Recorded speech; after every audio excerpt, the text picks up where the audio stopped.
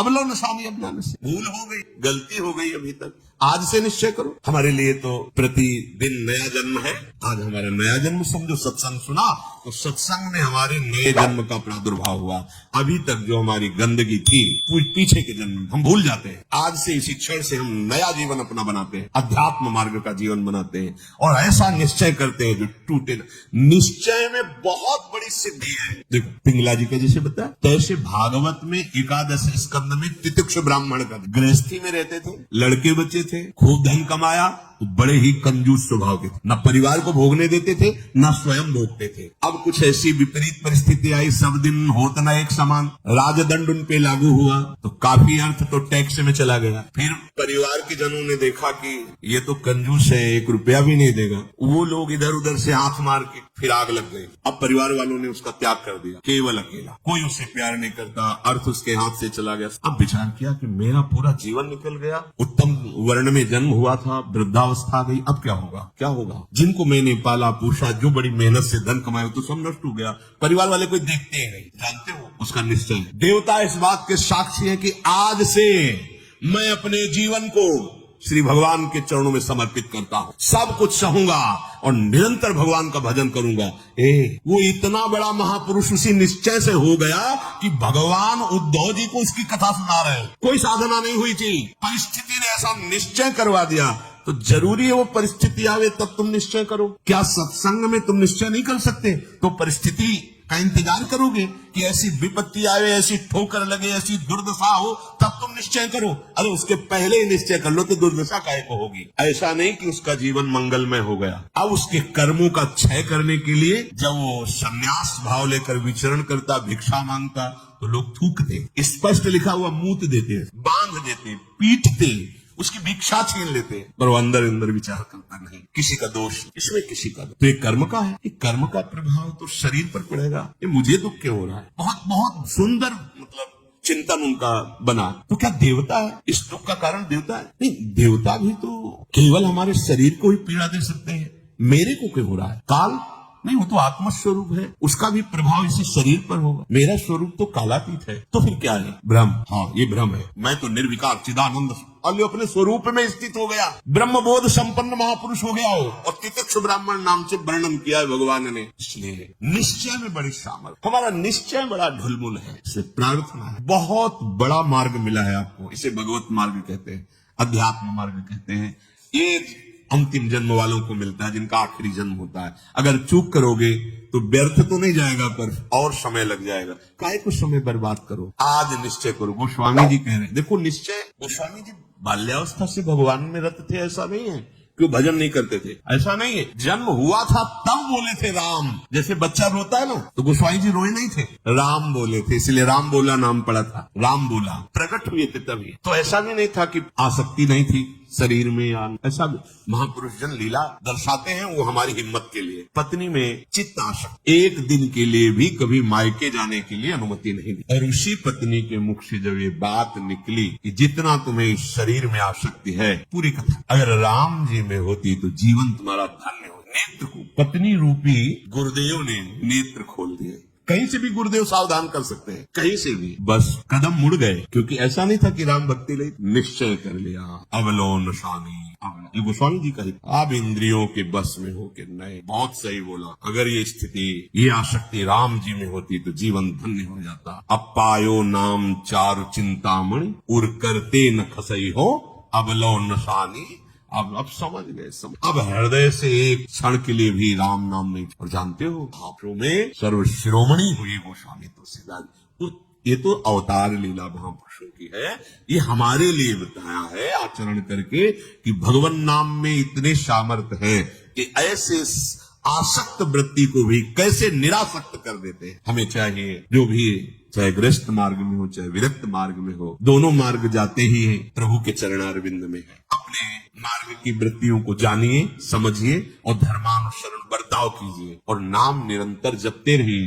तो जीवन यात्रा का विश्राम, जो गोस्वामी जी कह रहे हैं, पायो परम विश्राम, विश्राम ही नहीं, पायो परम विश्राम, राम समान प्रभु नाही कहूं। ये विश्राम कैसे मिला? कहते भगवान शंकर को साक्षी करके कहता हूं, अगर थोड़ा भी मिथ्या हो तो हमारी जीभ गल जाए। मेरा जो कुछ भी बना राम, ये दो अक्षर मेरे माई बाप है, इन्होंने ही हमें, बस आप हृदय की बात महापुरुषों की, ये दो अक्षर राधा, ये देख लेना आप। चलो देखो, बहुत समय तक विषय संयोग ना होने पर ऐसा ना समझ लिया जाए कि हम निर्विषय हो गए। बहुत चोर है, बहुत छुप कर रहते हैं और चिंगारी की तरह रहते हैं। फूस मिल जाए तो ज्वाला बनने में सेकंड लगता है। ध्यान रखना, 20 वर्ष 30 वर्ष बिल्कुल निर्विकार, संयोग नहीं। लगता है कि अब हमें कौन परास्त कर सकता है। चिंगारी है, फूस मिला, ज्वाला बन जाएगी। जिसे नारद जी ने कहा तरंगवत, और संयोग बना तो समुद्रवत, डूब जाओगे, निकलना मुश्किल हो जाएगा। जब तक भगवत साक्षात्कार ना हो जाए,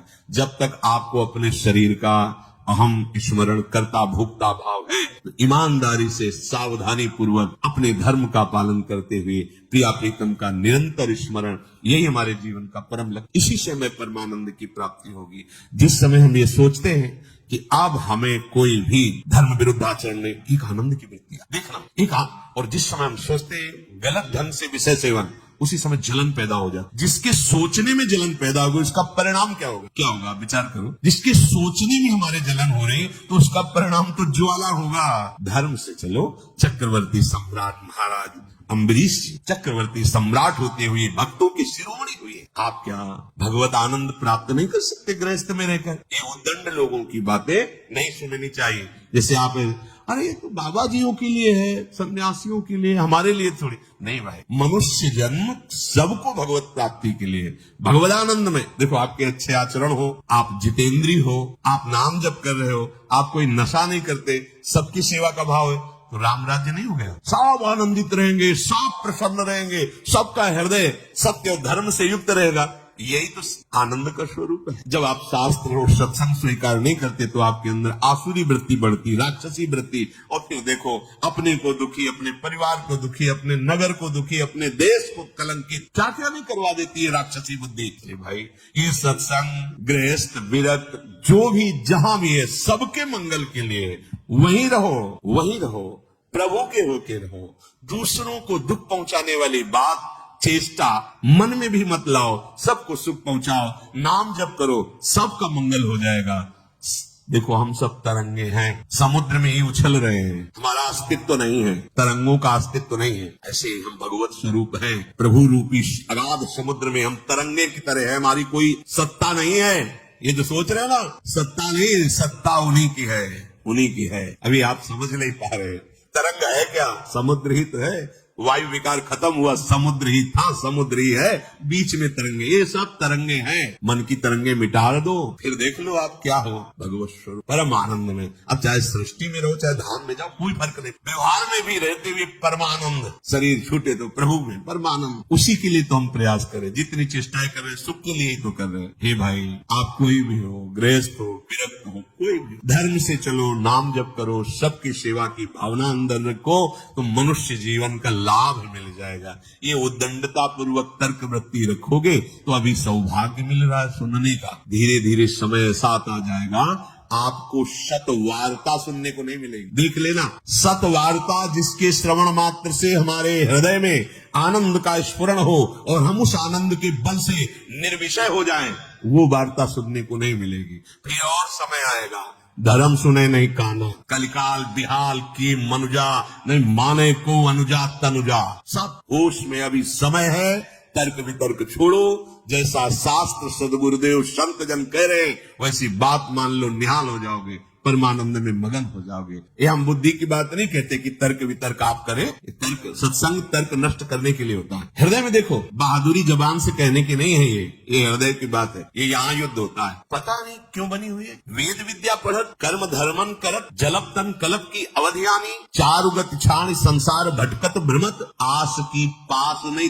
तोरी जानी। स्पष्ट वर्णन है, इसका मनन हुआ है गुरु कृपा से, तब हम आपको कह रहे हैं मनो का निरीक्षण करें। आस की पास नहीं तोरी जानी, सकल स्वार्थ करत, क्योंकि आस की पास नहीं तोरी जानी तो सकल स्वार्थ करत, रहत जन्मत मरत, दुख हर सुख के होत मानी। अरे छाड़ झंझार कैसे न निश्चय धरत, एक किन रमत हरिवंश बानी। क्यों निश्चय नहीं करते, उस आस की पास को क्यों नहीं तोड़ देते? वैराग्य मार्ग का पथिक हूं या भगवत मार्ग का पथिक हूं, प्राण त्याग सकता हूं पर एक कदम अधर्म भूल न दे कुमार नहीं है। मन अब नहीं शरीर नष्ट कर दूंगा पर धर्म नहीं नष्ट करूंगा। भगवत मार्ग ये आस की पास बड़े दुलार से रखे हुए हैं। कभी तो अभी नहीं कभी तो ये क्यों रखे हुए हो? यही तुम्हें भगवदानंद की अनुभूति वर्तमान में नहीं करने दे रही। ये आस के पास अभी निश्चय करो जिस मार्ग में चले हो, नहीं अभी शुद्ध ज्ञान स्फूर्ति होने लगेगी। ये सब यहाँ की देखी हुई बातें कह रहे हैं। बच्चापन से इस मार्ग में है तो यहाँ देखी हुई बातें कर रहे हैं। बहुत वैराग्य में जीवन, एकांतिक जीवन, फिर भी आशा। पूछो उससे किसकी आशा, क्यों, क्या चाहिए? उत्तर नहीं मिल रहा। चाहिए भोग नहीं, देखना भी नहीं, तो आशा क्यों? पता नहीं। आप देखो, अंदर से देखो। जब यहाँ की बात कही जाएगी ना तो सबके यहाँ की बात होगी। ये अलग से नहीं रचा, उसी मशीनरी से बनाया गया जिससे सब निकले हुए, सब मशीनरी। इसीलिए ये तो हमारे मन की बात कर रहे हैं, वो तुम्हारे मन की बात नहीं कर रहे, संपूर्ण सृष्टि की बात कर रहे हैं। क्योंकि जिससे मन रचा गया है, जिससे शरीर रचा गया है, वो वही एक ही डिपार्टमेंट वहीं से रचा गया। यही हमें भगवदानंद की प्राप्ति नहीं करानी है। बहुत धैर्य पूर्वक सुनना है और समझना है। ये हम अपने मन की बात कहते हैं, इसको पढ़ा है, इसको देखा है, इसको समझा है। वैराग्य में जीवन है, इतना भी कहीं गुंजाइश नहीं है। फिर भी आशा है। पूछा जाए इसको भोगों के लिए तो ना है, फिर भी आशा है। ये क्यों है? छेड़ जंजाल क्यों न निश्चय धरत। निश्चय क्यों नहीं कर रहा तू? तेरे निश्चय की कमी के कारण ये आशा की फांसी बनी हुई है। जब तक ये आशा की फांसी बनी रहेगी तब तक तुझे परमार्थ वस्तु का स्फुरण नहीं होगा। पर ये जो शुद्ध ज्ञान है स्फुरित ही नहीं होता, कामना से ढका रहता है। जैसे कोहरे की ताकत नहीं कि सूर्य को ढक ले, पर मेरे नेत्रों के ढकने के कारण लगता है सूर्य ढक गया। ऐसे ज्ञान स्वरूप जो भगवद अंश है, इसमें स्फुरणाएं होती, जैसे सूर्य की किरणें निकलती ना, ऐसे इसमें ज्ञान की तरंगे निकलती रहती है, आनंद की तरंगे निकलती रहती।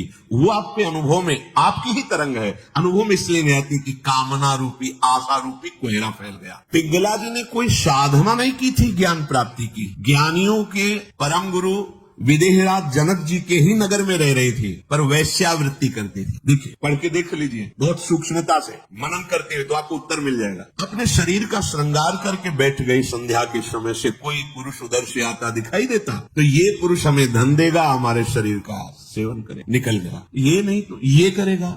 ऐसे रात्रि अर्धरात्रि होगा। भगवद अवतार अवधूत शिरोमणि श्री दत्तात्रेय जी भ्रमण करते हुए वही सर्वज्ञ महापुरुष थे, उसकी वृत्ति में ही अपनी वृत्ति लगाए हुए थे। तभी तो उन्होंने गुरु बनाया उसको। 24 गुरुओं में पिंगला भी गुरु है। और बड़ा सौभाग्य उसका महाप्रभु हरिवंश चंद्र जी ने श्रीमद चतुरासी जी में भी उसका उदाहरण दिया। यह जो एक मन बहुत ठौर कहीं कौने सच पायो, जहां तहां विपत्ति जार जुवती लो प्रगट पिंगला गायो। जब अर्धरात्रि हुई तो पिंगला को बहुत कष्ट हुआ। हाय, इस शरीर को बेच करके सुखी होना चाहती है, कितनी अज्ञान वृत्ति। आज से मैं निश्चय करती हूँ, जो सेवक जी कह रहे हैं, छाण जंजार क्यों न निश्चय धरत, एक किन रमत हरिवंश बानी। ये तुम क्यों आशा की फांसी में लटके हुए हो?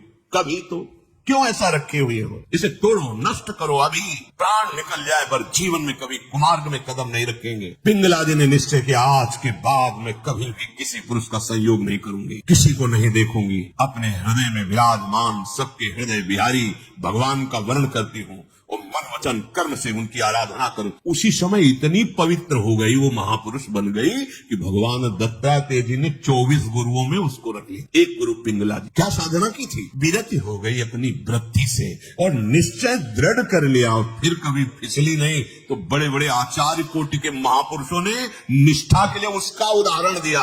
जहां तहां विपत्ति जार जुगती लो प्रगट पिंगला गायो, आशा ही परमम दुखम नैराश्यम परमम सुखम। आज के बाद कभी नहीं, मर जाऊंगा कभी नहीं।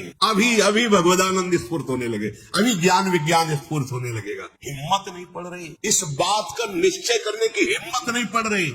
क्यों? क्योंकि आपको आशा है, भोग में सुख है। हिम्मत कर लीजिए तो आप अभी जीवन मुक्त अवस्था में पहुंच जाएंगे।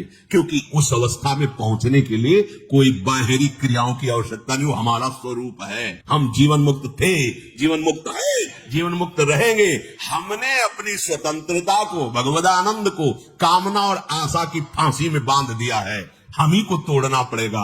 इसलिए छाणी जंजार क्यों न निश्चय धरत, आगमा पाइनो अनित्यास्ता स्थिति सुधारत। ये आने जाने वाले विकारों में तुम इतने कमजोर हो गए कि तुम आशा की फांसी बांधे हुए हो तो परमम दुखम, दुख ही भोगना पड़ेगा। श्रीपाद कह रहे हैं इस शरीर या किसी भी शरीर जो मानव देह प्राप्त हुआ है, ये परम सुख प्राप्ति के लिए। कीड़ा मकोड़ा छोटे छोटे जीव इन सुखों में विचर रहे हैं। मानव देह धर के जो कुमार्गगामी वृत्तियों से तुम सुख भोगना चाहते हो, छोटे छोटे कीड़े मकूड़े भी इसी सुख में। फिर तुम्हारी शरीर की महानता क्या रही? प्रज्वालयति समस्त देहम कामाग्निना प्रमोहयति दृष्ट्वैव च नव तरुणी कुतस्तर्हि स्वार्थ सिद्धिम प्रत्याशा।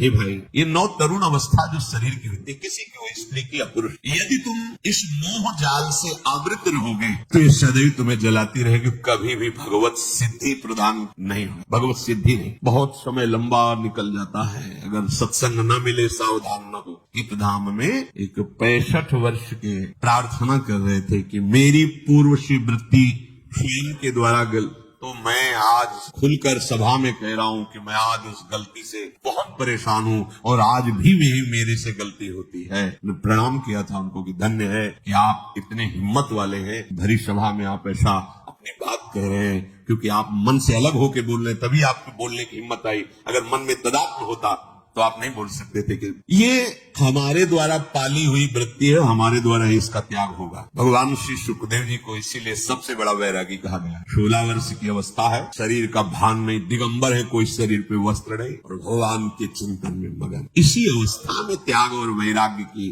अब जब ये इंद्रियां काम नहीं कर रही, मन बुद्धि वो ढेर है, कुछ भी निर्णय नहीं निकल सकता, बहुत संस्कार गंदे हो जाते हैं यौवन अवस्था में। अहो भाग्य है इस यौवन अवस्था में संयम नियम धारण करके अपनी वासनाओं। श्रीपाद कह रहे हैं हे वृंदावन धाम, हम पे कृपा करो, हमारे मुख में नाम चले, हमारा हृदय इस काम आदि की आशाओं को त्याग करके प्रिया प्रीतम के चिंतन में डूबे। ये आपकी कृपा से होगा और वो कृपा हम सब पे है। सत्संग मिल रहा है रोज, ये प्रातःकालीन बेला में जो शब्द जा रहे हैं, इनको अंदर से केवल धर्म गृहस्थ धर्म की पूर्ति के लिए बकाया उदासीन रहो। इस वृत्ति को अगर आप अपने अंदर अपनाए रहोगे तो सब छुड़वा देगा। ध्यान रखना, सब छुड़वा देगा। ये वैराग्य का वेश, ये धाम, ये प्रिया प्रीतम, ये नाम, ये महिमा, कुछ नहीं हो रहा है, चिंता मत करो। भगवत प्राप्ति धाम में हो ना, भगवत सहारे हो ना, भगवत आश्रित वेश धारण, कुमार्गगामी वृत्ति का जो आशा की फांसी, उसको छोड़ दो। फिर आप देखो भजन होगा, आप करोगे नहीं, स्वाभाविक होगा भजन, स्वाभाविक ज्ञान विज्ञान की वृत्तियां उत्पन्न होगी, आप आनंदित हो जाओगे। संतों ने कैसे जीवन व्यतीत किए हैं, हम कैसे व्यतीत कर रहे हैं। अगर इतने पर भी भजन नहीं तो आप विचार करके देखो अपना जीवन काम ले जा रहे हैं। अगर आपको यह वीडियो अच्छी लगी है तो वीडियो को लाइक करें, कमेंट करें और चैनल को सब्सक्राइब जरूर करें। और मैं आपको मिलता हूँ कल एक और नए वीडियो के साथ। राधे राधे।